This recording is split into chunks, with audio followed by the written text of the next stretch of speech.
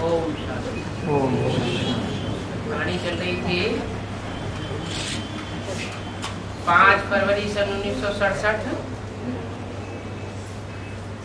तीसरे पेज के आदि में बात चल रही थी। पहले तो पावन बनने की बात समझो। एक से पावन बनेंगे और अनेकों के संग में आने से पतित बने। तो एक बाप को याद करो बस। दूसरी बात फिर समझो या न समझो, मूल बात है बाप से बुद्धि योग लगाओ। तुम पावन बनना चाहते हो तो फिर बाप को याद करो और बातों को छोड़ दो। डिबेट को तो बंद कर देना चाहिए। फालतू बातों में टाइम वेस्ट हो जाता है।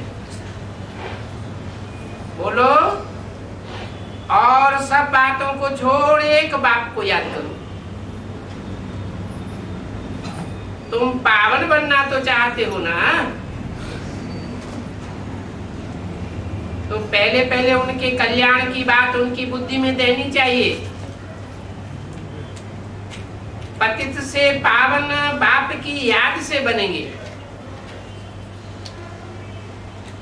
इसलिए कौन सा मुख्य चित्र काम में आता है? चित्र तो 4-5 मुख्य बता दिए। पतित से पावन बनने के लिए एक मुख्य चित्र त्रिमूर्ति काम में आता है। फिर है 84 जन्मों की डिटेल। गीता में भी आदि और अंत में मनमना भव का अक्षर है। आदि में भी मनमना भव और अंत में भी मनमना भव। अब तो बाप प्रैक्टिकल में समझाते हैं, माना गीता में अक्षर तो है मनमना भव, लेकिन कहने वाला प्रैक्टिकल में नहीं था। अच्छा, उस समय तो नहीं था, लेकिन सन 68 से पहले या सन 68 तक प्रैक्टिकल में था या नहीं था? माँ के रूप में था। माँ की हालत और माताओं की हालत तो कलयुग के अंत में सारी दुनिया में देखी जा सकती है। सबसे जास्ती गिरी हुई अवस्था में कौन देखी जाती है? माताएं। रावण माता को ही अपने कब्जे में करता है। तो बोला अभी तो बाप प्रैक्टिकल में समझाते हैं। क्या समझाते हैं? ये शास्त्र सब भक्ति मार्ग के हैं। अच्छा, 2500 साल जो शास्त्र पढ़ा, मुख्य शास्त्र श्रीमद् भगवत गीता, वो तो भक्ति मार्ग की है, क्योंकि प्रैक्टिकल में बाप नहीं था। मान लेते हैं उसमें कोई सार नहीं है, क्योंकि प्रैक्टिकल में बाप नहीं है। बाप कहते हैं सार तो मुझे याद करने में है। मनुष्य बहुत बातों में मुझ करके चले जाते हैं, तो उनको पहले पहले बाप का परिचय देना चाहिए। पावन बनना चाहते हो ना? अगर पावन बनना चाहते हो तो इन रावण के 10 सिरों पर जीत पहनो। दिखाई देते हैं बंदरों की सेना ली,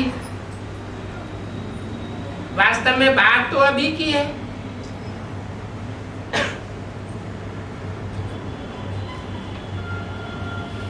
सभा में थोड़े ही होते हैं, ज्यादा तो होते नहीं है। यहां तो सेना की बात है। अब सारा शहर थोड़े ही सेना बन सकता है। छोटे छोटे बच्चे होते हैं, उनको सेना में थोड़े ही ले आवेंगे।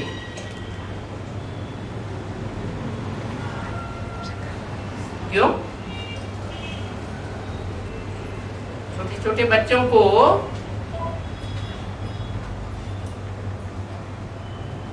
क्या सेना की बातें नहीं सिखाई जाती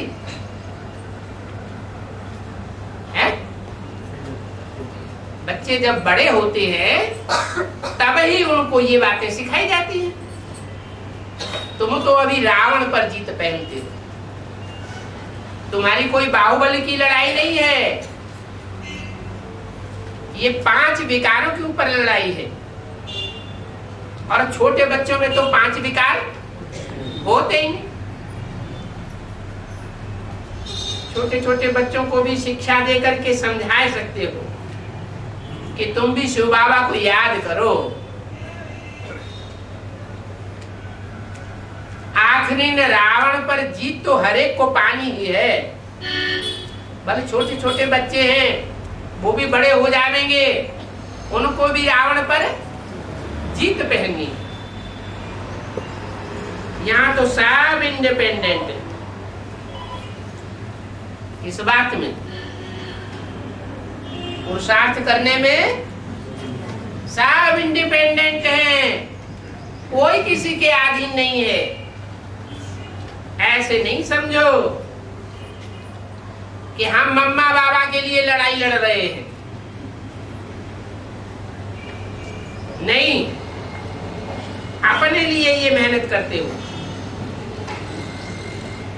जानते हो हम ये बनने वाले हैं, तो अपनी उन्नति के लिए मेहनत करनी है। आत्मा जो तमो प्रधान बनी है, उस आत्मा को ही फिर सतो प्रधान बनाना है। ये बात किसी को पता नहीं है। अभी सारी तमो प्रधान दुनिया का अंत है, और बाप अंत में ही आकर के सबकी सदगति करते हैं। सबको सतो प्रधान बनाए देते। तो शिव बाबा को याद करना चाहिए ना, योगी बनना चाहिए। जो शिव बाबा को याद नहीं करते हैं, उनको योगी कहेंगे या क्या कहेंगे? हैं? क्या कहेंगे? भोगी कहेंगे। अगर शिव बाबा को याद करते हैं तो योगी है। और याद किसको किया जाता है? ऑटोमेटिक याद किसकी आती है? जिससे प्रीति जुट जाती है, उसकी ऑटोमेटिक याद आती है। तो अगर बाप से प्रीति जुटी हुई है तो योगी कहेंगे, उसको भोगी नहीं कह सकते। तो एक बाप से ही योग लगाना है। सन्यासी तो योग लगाते हैं ब्रह्म से। कौन से सन्यासी हैं? बाहर की दुनिया के जो सन्यासी है, 500 करोड़ की दुनिया में जो 2500 साल हुए, वो तो ब्रह्म तत्व से योग लगाते आए। लेकिन ब्राह्मणों की दुनिया में भी किससे योग लगाते? ब्रह्मा से योग लगाते। ये तो बेसिक नॉलेज की बात हो गई। अगर ब्रह्मा से योग लगाते हैं तो भी वो भी 5 तत्वों का पुतला है। परमात्मा से वो उस तन के अंदर जो आकर के बातें बोलते हैं, उनकी बातों की सार को वो आत्मा समझ नहीं सकती, क्योंकि माता का पार्ट बजाने वाली है। माता होती है साकारी और बाप का पार्ट होता है निराकारी। तो तो जो भी ब्रह्मा अथवा ब्रह्मा को याद करते हैं वो सब है सन्यासी।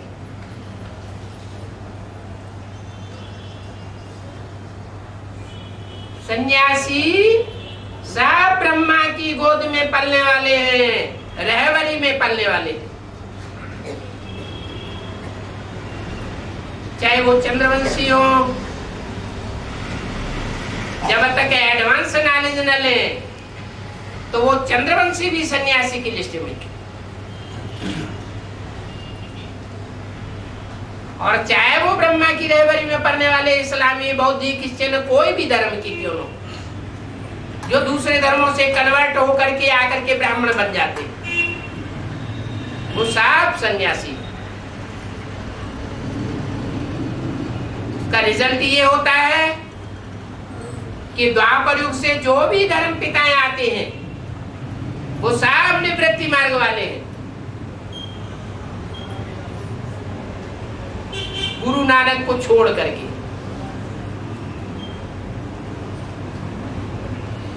इसलिए बताया वो सब योग लगाते हैं ब्रह्म तत्व से। वो तो जड़ तत्व है, उनको बाप का परिचय ही नहीं है।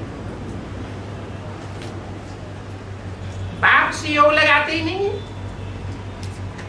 बाप तो खुद आकर के अपना परिचय देते हैं, खुद आकर के अपना परिचय देते। ब्रह्मा के तन में अपना परिचय नहीं देते थे, हैं? दादा लेखराज ब्रह्मा के तन में बैठ करके अपना परिचय नहीं देते थे। देते थे, फिर क्या बात है? फिर ये बात झूठी है क्या कि खुद आकर के अपना परिचय बाप देते हैं? क्या नहीं समझती? परिचय बैठ देते हैं, ब्रह्मा के तन में भी देते हैं, लेकिन ब्रह्मा के तन में जो परिचय देते हैं वो परिचय देने वाला स्वरूप, वो मुख बाप का नहीं होता है। किसका होता है? माँ का होता है। मैं बिंदी हूं और मैं ज्ञान का सागर हूं। कहां बिंदी और कहां सागर? इसका मतलब क्या हुआ कि जो बिंदी रूप में टिकेगा वो सागर रूप में भी टिक सकेगा। जो बिंदु नहीं बन सकता एक सेकंड में, वो ज्ञान का सागर भी नहीं बन सकता।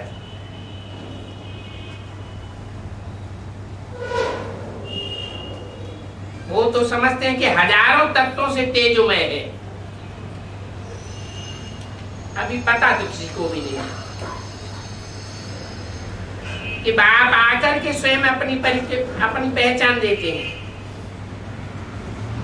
अपनी पहचान दे करके बच्चों को अपना बनाते हैं। अभी तुम बच्चे जानते हो हम सुदर्शन चक्रधारी बन रहे हैं। बाप हमको सृष्टि की आज मध्य अंत का ज्ञान सुनाते हैं और पतित से पावन होने के लिए योग सिखाते हैं। ये योग कोई भी मनुष्य मात्र नहीं सिखा सकता। मनुष्य को योग सिखाए नहीं सकता और ही पतित बनाए देते हैं। ये एवर हेल्दी और एवर वेल्दी बनाने वाला तो एक ही बाप है।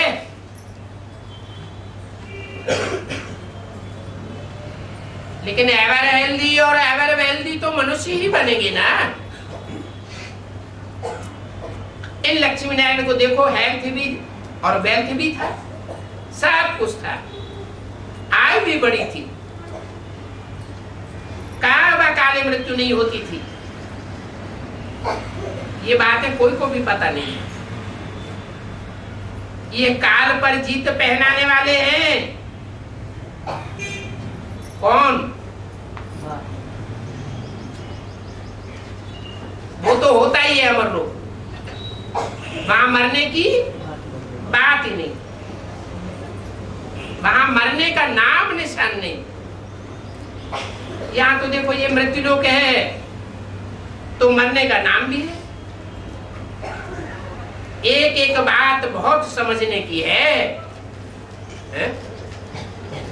ये मृत्युलोक है, इसमें मरने का नाम है, हद के मरने का ही नाम है या बेहद का मरने का भी नाम है? बेहद का मरना कैसा होता है? ये मृत्युलोक है।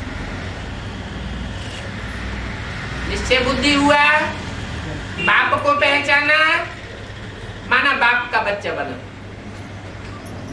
जीवित हो गया। और अनिश्चय बुद्धि हुआ, मरा। बाप का बच्चा बच्चा नहीं रहा, किसी और का बच्चा हो गया। किसी ने कान में फूंक मार दी, सुनी सुनाई बातों से भारतवासियों ने दुर्गति पाली। शूटिंग कहाँ होती है? अभी ब्राह्मणों की संगम की दुनिया में ये जीने मरने की शूटिंग होती है, तो अभी कहेंगे मृत्युलोक। और जब विष्णु लोक शुरू होगा तो विष्णु लोक में जो भी होंगे वो सब बाप के बच्चे, अमरनाथ के बच्चे, अमर बच्चे होंगे। कोई मरने वाला नहीं होगा, कोई अनिश्चय बुद्धि नहीं होगा। इस मृत्यु लोक में है मृत्यु, अमर लोक में सब अमर होते हैं। एक एक बात बहुत समझने की है। ये बुद्धि को तरावट देने जैसी बातें हैं। बाप तो अनेक प्रकार की युक्तियां बताते हैं। ये एक ही बाप है, एक ही टीचर है और एक ही सदगुरु है। क्या कहा? ये खास पहचान की बात है क्या? यज्ञ के आदि में भी था बाप, बीज बोने वाला था, टीचर के रूप में नहीं था, सदगुरु के रूप में नहीं था, दादा लेखराज ब्रह्मा के रूप में, माँ के रूप में था, बाप के रूप में बीजारोपण बोलने वाला नहीं था, वर्षा देने वाला नहीं था, टीचर के रूप में एक एक वाक्य का हिचे हिचे करके समझाने वाला नहीं था, और सदगुरु के रूप में मन बुद्धि रूपी आत्मा और शरीर रूपी नैया का पार ले जाने वाला खेवैया नहीं था। और अभी जो भी डायरेक्ट प्रैक्टिकल बाप आया हुआ है वो गारंटी करता है, परिचय अपना अपने आप देता है कि मैं मनुष्य मात्र का बाप हूं।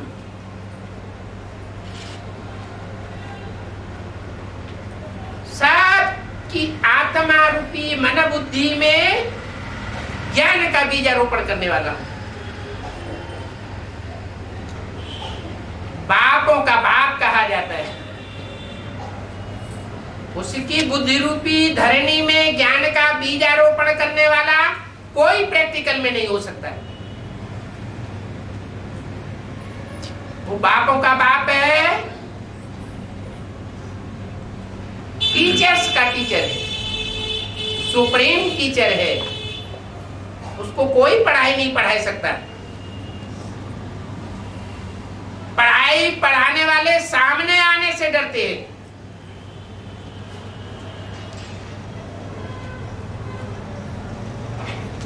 क्योंकि सुप्रीम टीचर है। कोई भी हो, एडवांस पार्टी निकलती है, एडवांस पार्टधारी निकलता है, हीरो पार्टधारी के रूप में सामने आता है।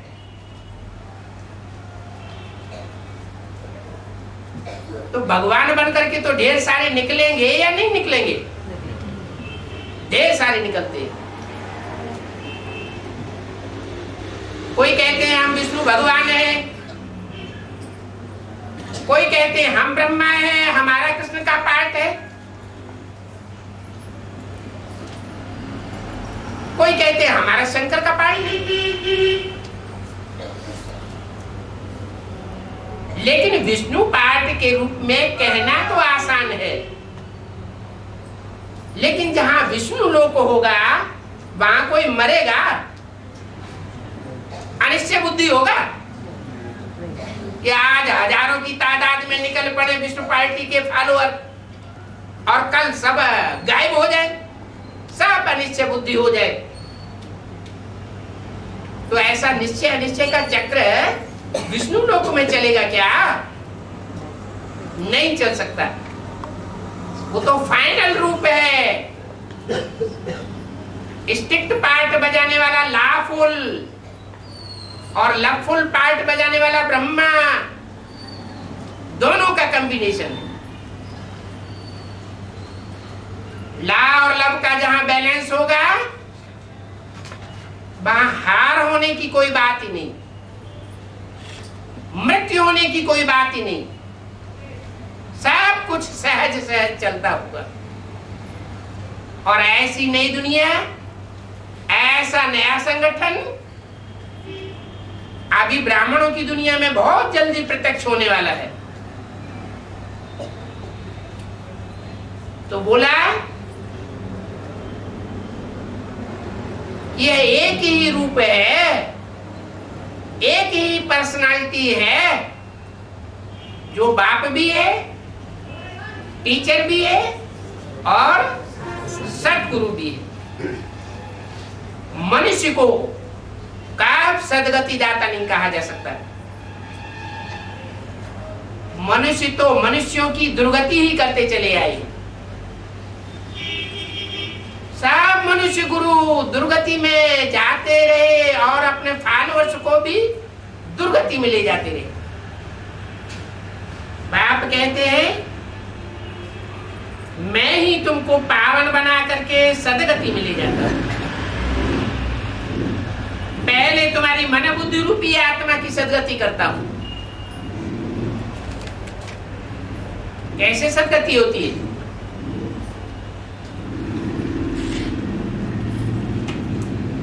कैसे माने कि सदगति हुई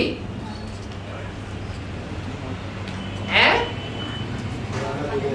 मन बुद्धि रूपी आत्मा में जो मन किलकारियां मारता रहता है, घोड़े की तरह बेलगाम हो जाता है, वो मन कंट्रोल में हुआ अनुभव हो। जहां मन को लगाना चाहे वहां लगे।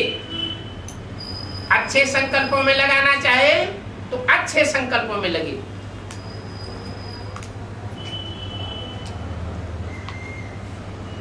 और अगर ये मन समझ ले, बुद्धि समझ ले कि ये दुनिया अब कचरा रह गई,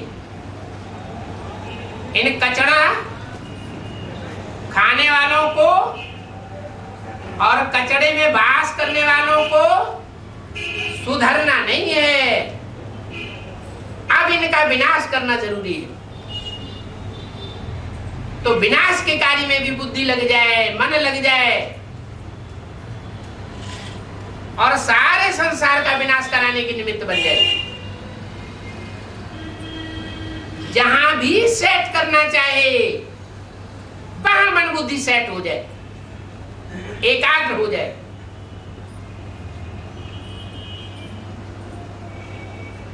तो जैसे स्थापना, पालना और विनाश तीनों की ही ताकत आ जाती है। स्थापना भी सहज है, पालना भी सहज है, लेकिन कठिन क्या है जो कोई भी धर्म पिता नहीं कर सके? विनाश का कार्य बहुत कठिन है। इसके लिए बहुत मुकाबला करने की जरूरत पड़ती है। लेकिन गाया हुआ है विनाश काले विपरीत बुद्धि विनश्यते। किससे विपरीत बुद्धि? बिंदी से। बिंदी से तो विपरीत बुद्धि और प्रीति बुद्धि होने की बात ही नहीं उठती है। विपरीत बुद्धि साकार से हुआ जा सकता है और प्रीति बुद्धि भी साकार से हुआ जा सकता है। निराकार तो सभी ज्योति बिंदु आत्माएं हैं। कीड़े मकोड़े पशु पक्षी सब ज्योति बिंदु है। बिंदु बिंदु आत्माओं से प्रीति बुद्धि बनने का कोई मतलब नहीं।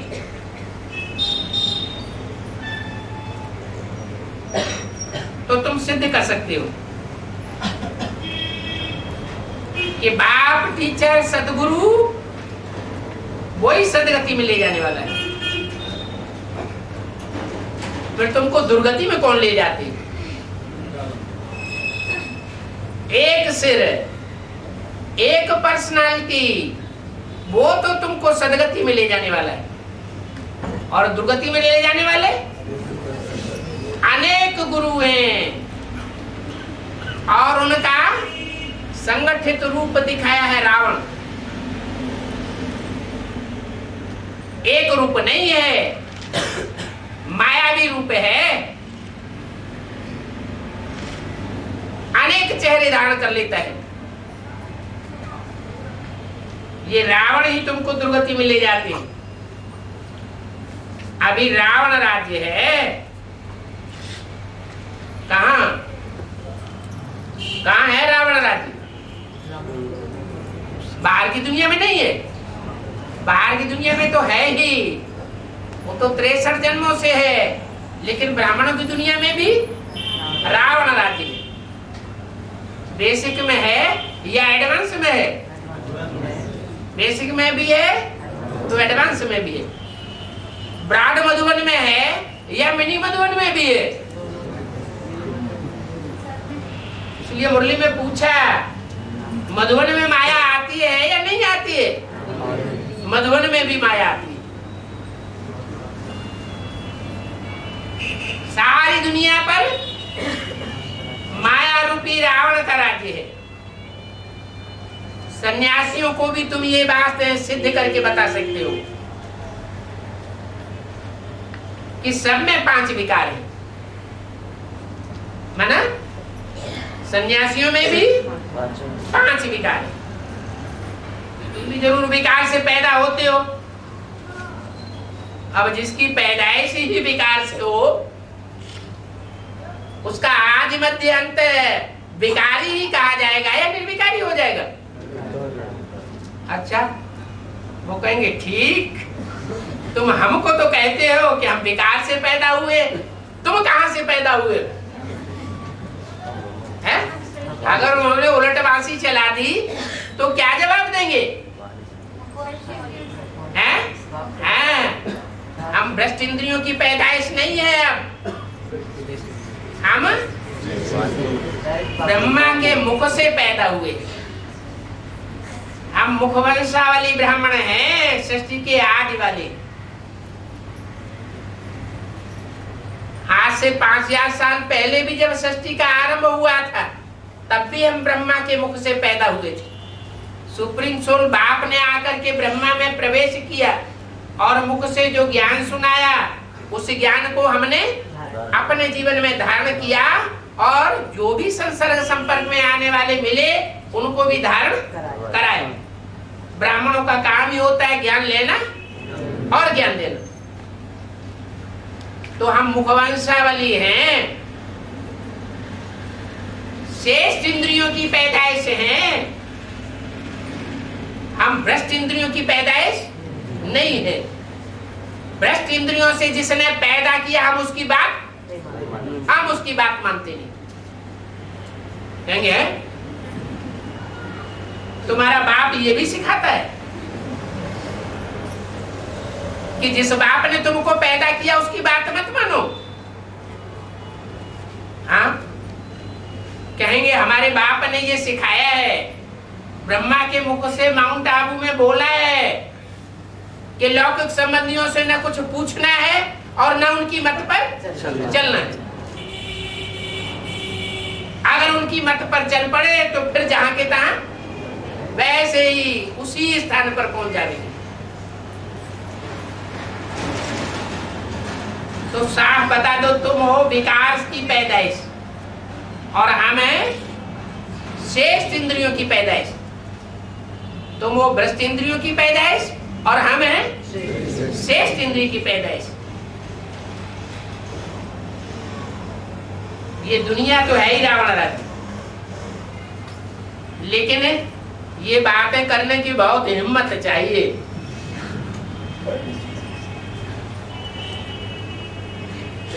क्योंकि वो बहुत क्रोधी होते हैं। अगर हिम्मत करेंगे तो बाप भी तुम्हारी मदद करेगा। जिनमें हिम्मत होगी वो कभी भी किसी को माथा नहीं टेकेंगे। क्या माथा टेकना माना? किसी के सामने बुद्धि झुकावेगी नहीं, अपना झंडा ऊंचा रखेंगे, अपने झंडे को नीचे नहीं झुकाएंगे। तुम थोड़े ही आर्ग्यू करेंगे तो मनुष्य झट समझ जाएंगे। ये तो कोई ब्रह्मा कुमार कुमारियां लगते हैं। समझाने की बहुत युक्तियां चाहिए। मूल बात है फिर भी बाप को याद करो, और वो बाप सर्वव्यापी नहीं है, एक व्यापी बनकर के संसार में आता है। सन्यासियों ने तो सर्वव्यापी सिद्ध कर दिया, तो सब की बुद्धि भटकी हुई है। सर्वव्यापी माना बुद्धि सब जगह व्यापक बनी रहे, तो बुद्धि बिखरेगी या एकाग्र होगी? बुद्धि बिखर गई। अब बिखरी हुई बुद्धि को बाप एकाग्र करने के लिए आए। बताते मैं सर्वव्यापी होकर के नहीं आता हूं, मैं सर्वव्यापी हूं ही नहीं, मैं तो एक मुकर्रर रथ में आता हूं। तो ये बात आकर के समझो क्या कि मैं कैसे मुकर्रर रथ में आकर के पार्ट बजाया जा रहा हूं। याद के बल से सतो प्रधान बनना है, ये बात भूलनी नहीं चाहिए। अच्छा, ओम शांति।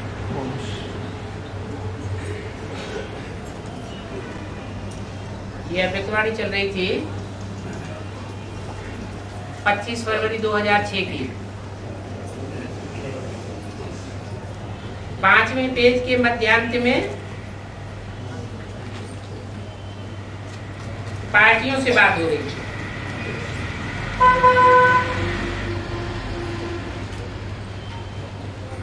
बोला ये ग्रुप भी अच्छा आया है।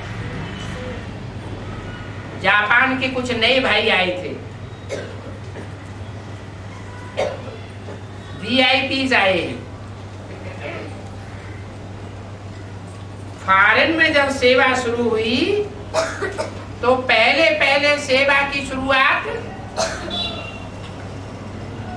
जापान से हुई। तो जापान वाले बहुत लकी हो। क्या फॉरेन की सेवा लंदन से शुरू हुई थी, ब्रिटेन से शुरू हुई थी या जापान से शुरू हुई थी? जापान।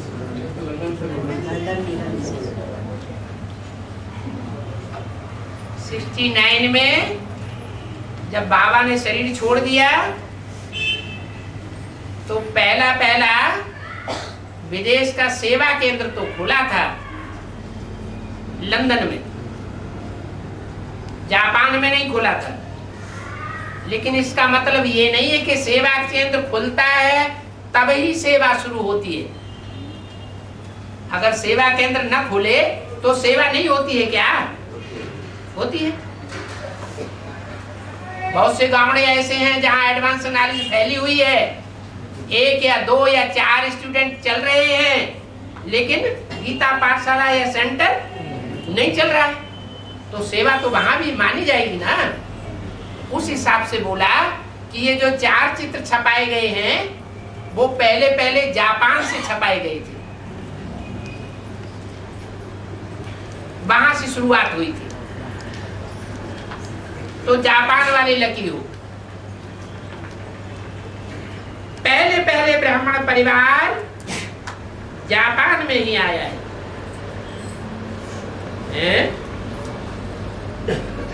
पहले पहले ब्राह्मण परिवार जापान में आया है।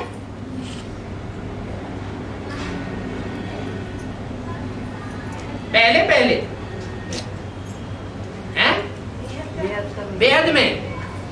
अच्छा, तो हद में होगा तो बेहद में भी होगा, हद में नहीं होगा तो बेहद में भी नहीं होगा। अच्छा, हद में तो मान लिया ये बेसिक के चारों चित्र जो है वो जापान में छपाए गए पहले पहले, ब्लॉक वहां से बना होगा। लेकिन बेहद में कैसे लागू होगा? है? अरे जापान कौन सी दिशा है? पूर्व दिशा है ना, पूर्वी धर्मखंड है ना। तो इंडिया के हिसाब से पूर्वी धर्मखंड कौन सा हुआ इंडिया का? ईस्टर्न जोन कौन सा माना जाता है? बंगाल माना जाता है ना।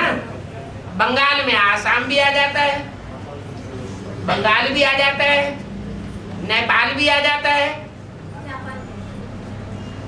और बिहार उड़ीसा भी आ जाता है। जापान तो विदेश है भारत के हिसाब से। कि जो बीज रूप आत्माएं हैं टोटली, उन बीजों का फाउंडेशन कहाँ पड़ता है? विदेश में पड़ता है या भारत में पड़ता है? भारत में पड़ता है। तो पक्के पक्के स्वदेशी है ना कि कन्वर्ट होने वाले? पक्के स्वदेशी है। बीज तो कभी कन्वर्ट होते नहीं। हाँ, उन पर दूसरे धर्म का छिलका चढ़ता है। तो जो भी यज्ञ के आदि में फाउंडेशन पड़ा था वो बंगालियों के बीच में पड़ा था, और हर धर्म की शक्ल अलग अलग दिखाई गई है। जापानियों की शक्ल कैसी होती है? गोल चेहरा होता है, गाल भरे हुए होते हैं।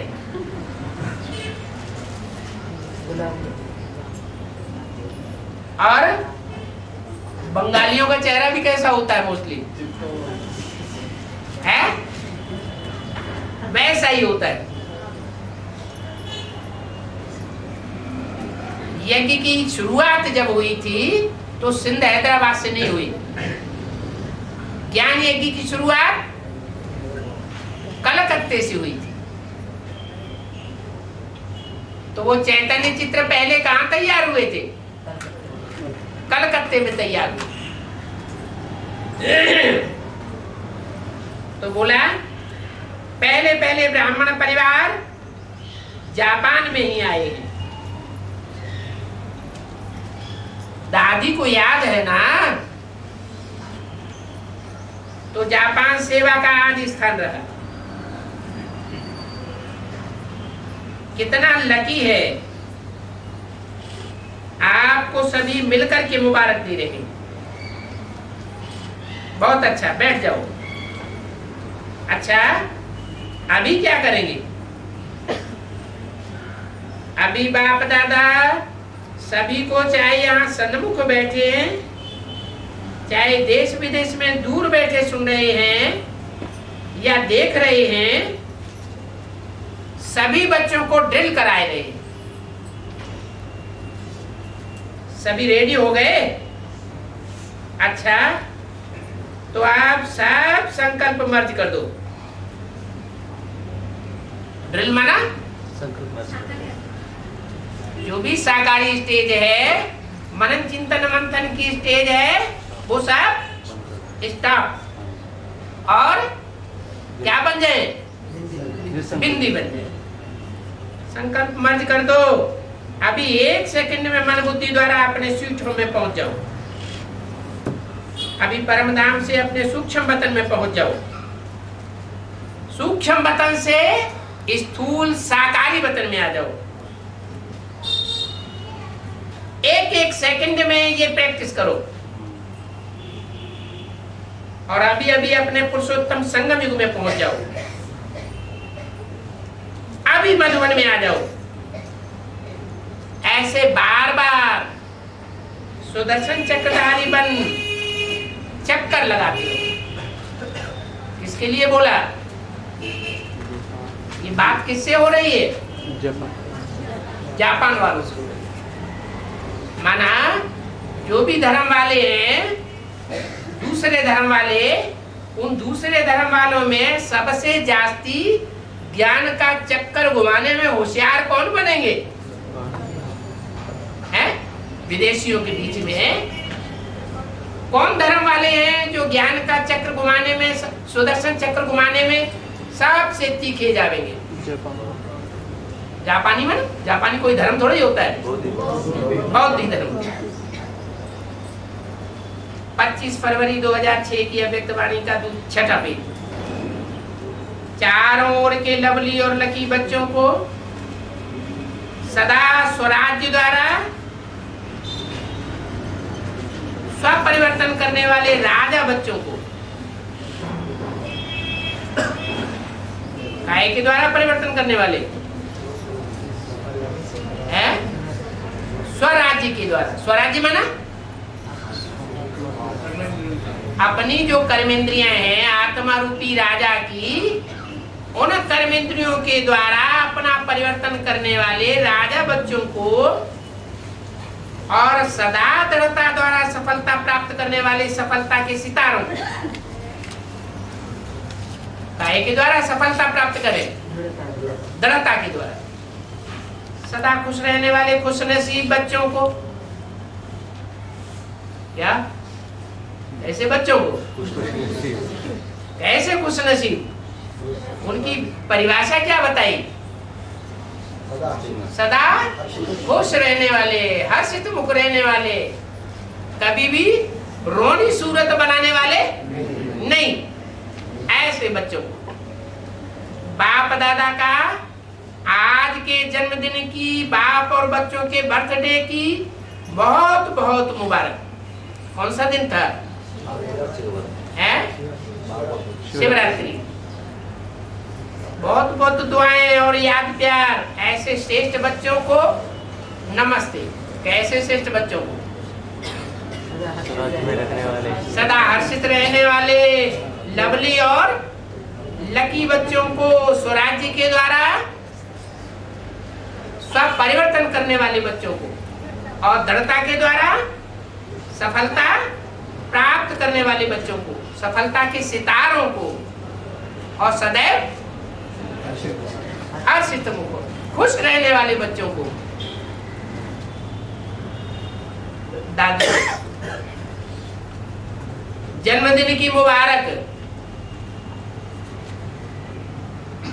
कोई दादी ने कहा आपको सबकी मुबारक।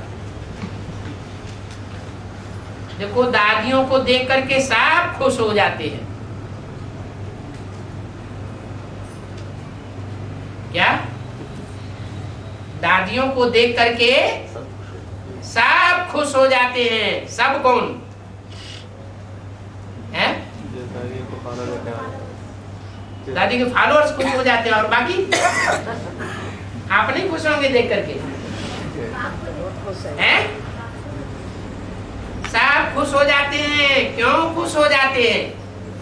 क्योंकि दादियां प्यारी लगती है ना, क्योंकि आप सबको प्यार से सहयोग दे के आगे बढ़ाए गई।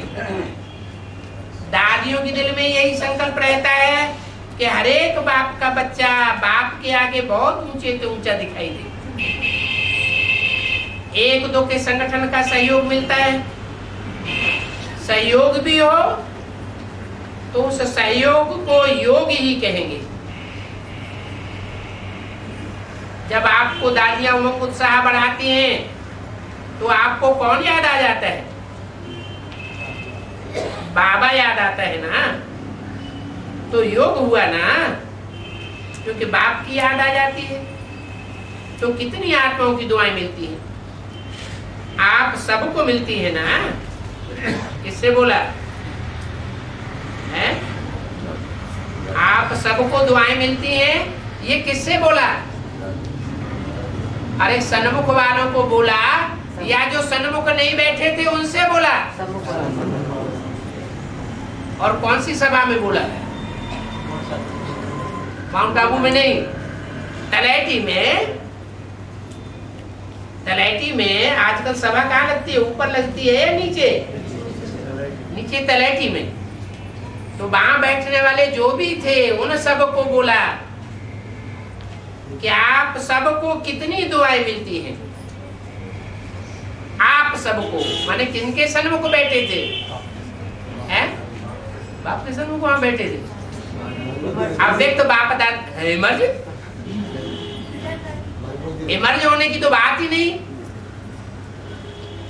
आप सबको, आप सब सन्मुख बैठे हुओं को कहा जाता है या दूर वालों को कहा जाता है? तो सन्मुख जो उस समय बैठे हुए थे उनके लिए बोला आप सबको कितनी दुआएं मिलती हैं? 21 जन्मों की दुआएं इकट्ठी हो गई है। हो गई है ना, फिर ना क्यों लगा दिया है? 21 जन्मों की दुआएं इकट्ठी हो गई हैं, ये बोला।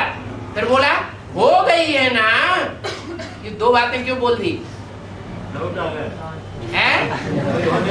हाँ, कि उन्हें जो बैठे हुए आप सब सन्मुख थे उनमें से 10% ही ज्यादा से ज्यादा ऐसी आत्माएं हैं जो शुद्ध चंद्रवंशी है। क्या कहा? जो 21 जन्म लेने वाली है, और बाकी जो 90% है वो दूसरे धर्म की है। वो 21 जन्म लेने वाली नहीं है। जो जिस धर्म का होगा वो उसी की बात मानेगा ना। मुरली में बोला तो जो दादी का धर्म का होगा किसकी बात मानेगा? दादी की बात मानेगा, बाबा की भी बात नहीं मानेगा। तो कितने जन्म लेगा? जितने जन्म दादी लेंगी उतने जन्म उसका फॉलोअर लेगा। तो ऐसे ही बताया कि आप सबको 21 जन्मों की दुआएं इकट्ठी हो गई है ना। माना डाउट भी है। 63 जन्म फिर दुआएं देनी पड़ेगी है? 21 जन्म की दुआएं अगर यहाँ इकट्ठी नहीं हुई तो फिर कहाँ मिलेंगी दुआएं? उन आत्माओं से कहाँ मिलेंगी? द्वापर युग से फिर मिलेंगी। किससे दुआ मांगेंगे? 63 जन्म किससे दुआ मांगेंगे? आपसे ही तो मांगेंगे। आप माने किससे? जो दीदी दादियां में बैठी हुई हैं उनके लिए इशारा किया। आपसे ही तो मांगेंगे। बस ड्रामा को देखो, बाप को देखो और सदा वाह बाबा वाह ड्रामा वाह ये करते चलो। ठीक है ना? सभी पुराने शरीरों को चलाए रहे हैं। ये पुराने शरीर बहुत वैल्यूबल है। कौन से पुराने शरीर? और कितने पुराने शरीर? अरे दीदी दादियों के लिए बताया ना, तो कितने पुराने हैं वो? है शरीर, आत्मा नहीं। यज्ञ के आदि के है ना। यज्ञ के आदि के जो शरीर है वो दीदी दादियों के ही है ना, या सूर्यवंशियों के? दीदी दादियों के। जो सूर्यवंशी है वो तो पहले ही शरीर छोड़ गए और छोड़ करके फिर दोबारा जन्म लेके आए। तो उनके पुराने शरीर हुए या नए शरीर हुए? उनके तो नए शरीर है और उनके पुराने शरीर। तो ये पुराने शरीर बहुत वैल्यूबल है। देखो पुराने शरीरों को चलाए रहे हैं तो सभी देखो दादियां सभी पुराने शरीरों को ये चलाए रही हैं। क्या दीदी दादियां सब कैसे शरीरों को चला रही है? पुराने शरीरों को चला रही है। आप लोगों को भी इन्हों को देख करके हिम्मत तो आती है ना कि जैसे ये शरीर अपने पुराने चला रही है तो हम भी अपने पुराने शरीरों को चलावें। अच्छा, और इन्होंने खुदा न खास्ता शरीर छोड़ दिया तो जैसे बाकी दीदी दादियां छोड़ते चले जा रहे हैं, तब क्या हाल होगा? इनको देख करके तो तुम शरीर चला सकते हो, फिर अगर इन्होंने शरीर छोड़ दिया तब क्या हाल होगा? है? तो हमारा भी चक्का जाम। अच्छा, बाप दादा ने अपने हाथों से झंडा फहराया और सभी बच्चों को 70वीं त्रिमूर्ति शिव जयंती की बधाइयां दी। ये उन्होंने लिख दिया है। किन्होंने? मुरली छापने वालों ने, तो अभितवाणी छापने वालों ने। बाप दादा ने बोला ये जो झंडा लहराया ये तो लोगों की सेवा के लिए लहराया है। क्या ये वास्तविक झंडा नहीं है? ये कपड़े का झंडा लहराया है। ये कपड़े का झंडा बुलंद किया है, लेकिन झंडा कौन सा बुलंद करना है? ये स्थूल जड़ कपड़े का झंडा बुलंद करना है या चैतन्य शरीर रूपी वस्त्रों का झंडा बुलंद करना है? असली झंडा तो त्रिमूर्ति का झंडा है। 3 मूर्तियों का जो प्रैक्टिकल पार्ट है वो सारी दुनिया के जो भी मनुष्य मात्र हैं उनके दिलों के ऊपर उन 3 कपड़ों रूपी झंडे का सिक्का जम जाए, सबकी बुद्धि में बैठ जाए कि ये है असली झंडा भारतवर्ष का। कपड़े का झंडा कोई विश्व विजय करके नहीं दिखला सकता। कोई चैतन्य आत्माएं हुई हैं जिन्होंने सारे विश्व के ऊपर आपसी सहयोग से, आपसी स्नेह से, संगठन से संगठित होकर के सारे विश्व के ऊपर झंडा फहराया। उनमें मुखिया आत्माएं कौन? ब्रह्मा, विष्णु और शंकर। अभी तक तीनों कभी इकट्ठे हुए नहीं हुए। इकट्ठे होंगे या नहीं होंगे? होंगे। जब इकट्ठे हो जाएंगे अंदर और बाहर से तो ये झंडा भी बुलंद हो जाएगा।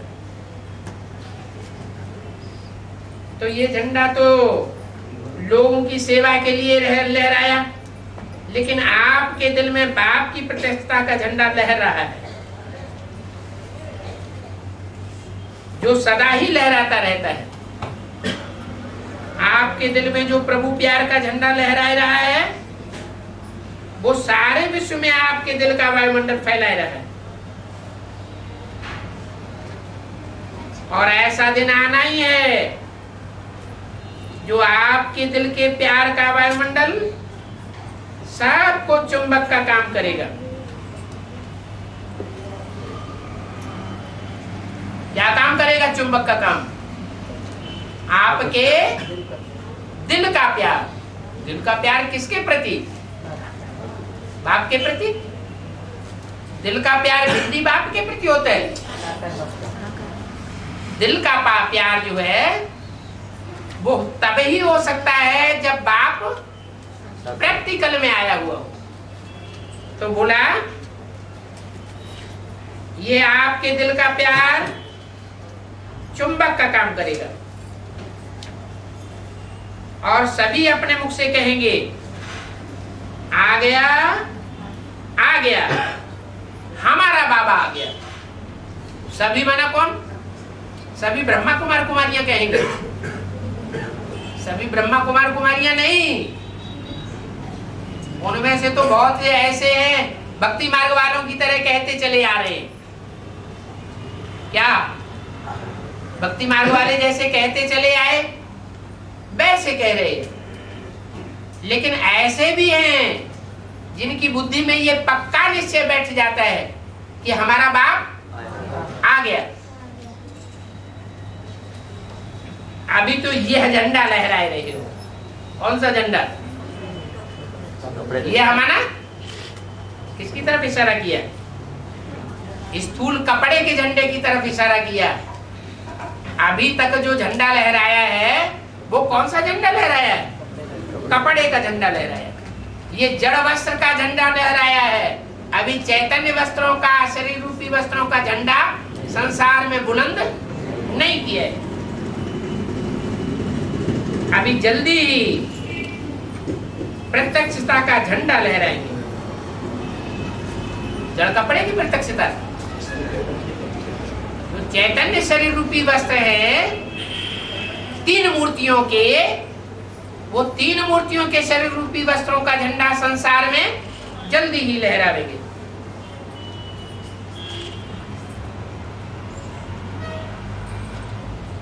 सत्तर साल हो गए, अभी जल्दी नहीं पूरा हुआ है? अभी जल्दी पूरा हुआ है या नहीं हुआ है? शुरू हो गया। क्यों? अब क्यों शुरू हो गया? 70 साल में क्यों नहीं हुआ?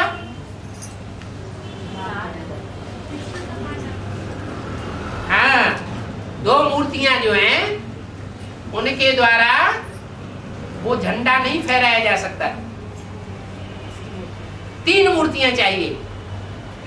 त्रिमूर्ति शिव का झंडा है। दो मूर्तियां स्थापना और विनाश के निमित्त है।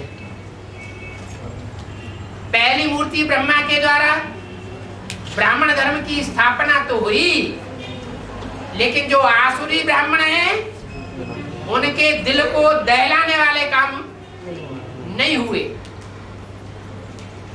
जो ज्ञान बाण मार मार के उनके दिल को छलन नहीं किया जा सके, उनका मनोबल तोड़ा जा सके, वो काम नहीं हुआ था। तो दूसरी मूर्ति, पहली मूर्ति कृष्ण की मूर्ति अंतिम जन्म में ब्रह्मा के रूप में, तो दूसरी मूर्ति